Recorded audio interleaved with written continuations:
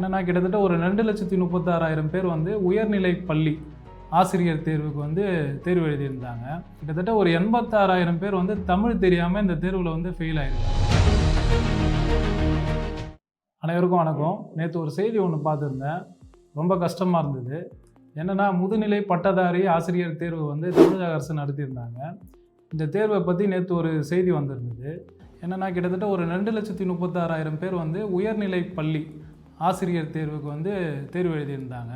அது எந்த மாதிரினா, அந்த கணினி ஆசிரியர், உடற்கல்வி ஆசிரியர் பாடங்களுக்கெல்லாம் ஆசிரியராக தேர்ந்தெடுக்கிறதுக்கு இந்த தேர்வு நடத்துகிறாங்க. இந்த தேர்வில் ரொம்ப அதிர்ச்சி அளிக்கக்கூடிய ஒரு விஷயம் என்னென்னா, கிட்டத்தட்ட ஒரு 86,000 பேர் வந்து தமிழ் தெரியாமல் இந்த தேர்வில் வந்து ஃபெயில் ஆகிருக்காங்க.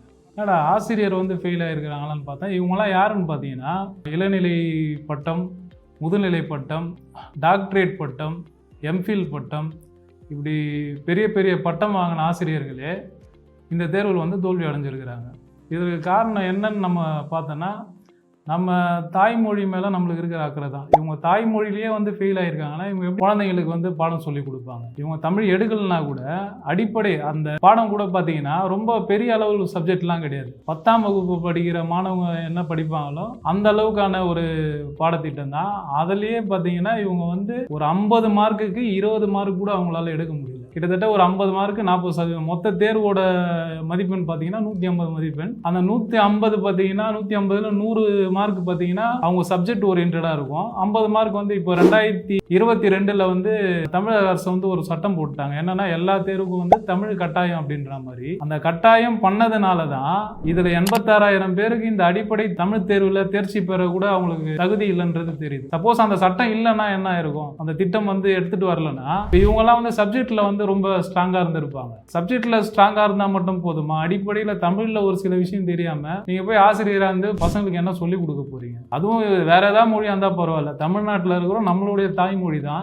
இந்த தாய்மொழியை சொல்லி கொடுக்குறது தமிழ் கூட உங்களுக்கு சரியா தெரியலனா நீங்க எப்படி பசங்களுக்கு சொல்லி கொடுப்பீங்க? என்னன்னா இவங்களால படிக்க முடியாதுன்னா கிடையாது, ஒரு அலட்சியம். தமிழ் தானே அப்படின்ற மாதிரி ஒரு அலட்சியம். இப்படி ஒரு அலட்சியமா தாய்மொழியில நம்ம இருந்தோம்னா நம்ம எப்படி நம்மளுடைய நோக்கங்கள் அடைய முடியும்? பிள்ளைகள் எப்படி படிக்க முடியும்? நிறைய பிள்ளைகளுக்கு பார்த்தீங்கன்னா வீட்டில் தமிழ் எழுத படிக்க கூட தெரியாத ஒரு சூழ்நிலை தான் இருக்கும்னு நினைக்கிறேன். ஏன்னா நம்மளுக்கு எல்லாமே என்னன்னா ஆங்கில வழி கல்வி வந்து ரொம்ப முக்கியம். சான்ஸ்கிரிட் படிக்கணும், பிரெஞ்சு படிக்கணும், ஜெர்மன் படிக்கணும், இப்படிலாம் நினைக்கிறேன். தவறு இல்லை, நம்ம நிறைய மொழியை கற்றுக்கணும், நம்மளுக்கு அறிவு பெறணுன்றது தவறு இல்லை. ஆனால் தாய்மொழிக்கான ஒரு முக்கியத்துவமும் அதற்கான இடத்தையும் நம்ம கொடுக்க தவறிட்டோன்றது தான் இந்த நிலையை காட்டுது. இது சாதாரண ஒரு படிக்கிற பசங்க இல்லை சாதாரணமாக இருக்கிறவங்க வந்து இந்த அளவுக்கு தெரியலன்னா இதை நம்ம இந்த அளவுக்கு பேச வேண்டிய அவசியமும் இல்லை, அதை பற்றி யோசிக்க வேண்டாம். அதை ஓரளவுக்கு சரி இது இப்படி தான் இருப்பாங்க அப்படின்ற மாதிரி போகலாம். ஒரு 3 பட்டம் 4 பட்டம் வாங்கினவங்க, அதுலேயே இந்த டாக்டரேட் பட்டம்ன்றது என்னன்னா ஒரு துறையில் சிறந்து விளங்குறவங்களுக்கு டாக்டரேட் பட்டம் அது வாங்குறதுலாம் அவ்வளோ ஈஸி கிடையாது. அவ்வளோ திறமை இருக்கிறவங்க கூட